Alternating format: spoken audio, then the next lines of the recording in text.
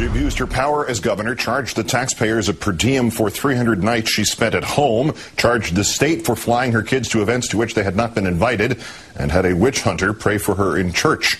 Yet against the backdrop of these negatives, Sarah Palin may be preparing a run for the presidency in 2012. In our fourth story on the countdown, whether McCain or Palin win or lose on Tuesday, conservatives are embracing Palin for giving them hope and, quote, something to believe in. Greg Mueller, a senior aide in the presidential campaigns of Pat Buchanan and Steve Forbes, telling Politico.com that Palin, quote, has absolutely earned a right to run in 2012. And assuming a Republican win next week, quote, if McCain decides to serve for just one term, Sarah Palin, as the economic populist and traditional American values candidate, will be very appealing by the time we get to 2012. If we get to 2012. You mean if.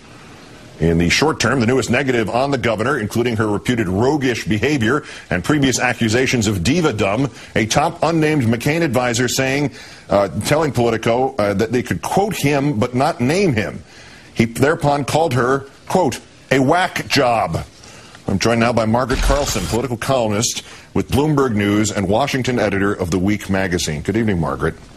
Hello, Keith. A whack job. Somebody in the McCain campaign called her that?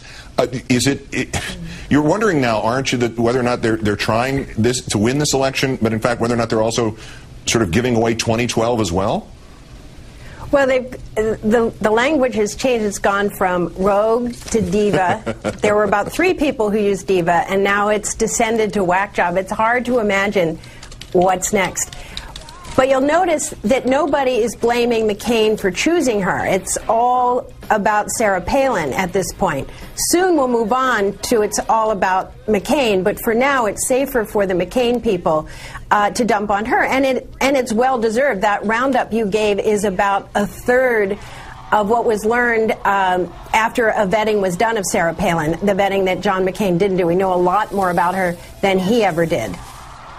Is this concept, though, among the harsher conservatives that she's really the future of the GOP, is that an accurate description, or might it be closer to last survivor, or what would it be? The last one, please turn out the lights.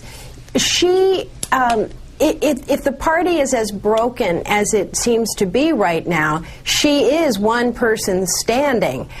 But whether she gets blamed, we'll see. It looks like she's going to take a lot of the blame, at least from the McCain people who don't want it on themselves.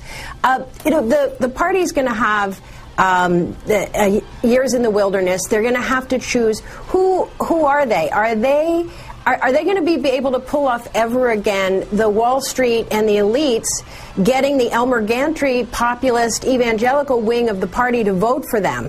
I wonder, after this financial meltdown and where people are, if that's ever going to work again. If the populist evangelical group gets a hold of the party, Palin could well be the representative of that.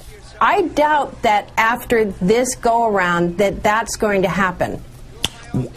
What does it say about the state of the race that a week before the election, this is perhaps the secondary or tertiary topic of conversation about the Republican Party? And just as a sort of science fiction scenario, not the outcome of the election, but what would happen if this Republican Party and this team won next Tuesday? Would this schism be there on January 20th next year for a President McCain and a Vice President Palin? Well, victory tends to heal a lot of wounds. However, if the White House were run the way the campaign were run, that would be very bad for the country. Just the way McCain tried to run the financial crisis and the bailout bill. These were not good moments for him, and this does not bode well. George Will called it operatic behavior. The idea of Sarah Palin being close to the presidency after her performance, because remember, we didn't know anything about her. She started high, she's come down low. The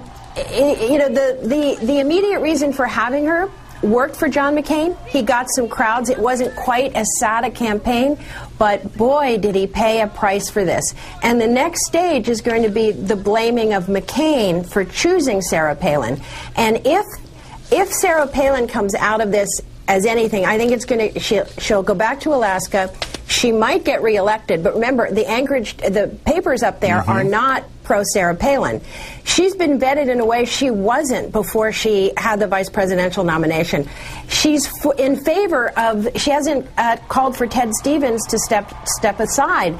She is part of an Alaska oil politics that means maybe she doesn't get reelected. But I see her as a game show host. I do not see her as a presidential candidate.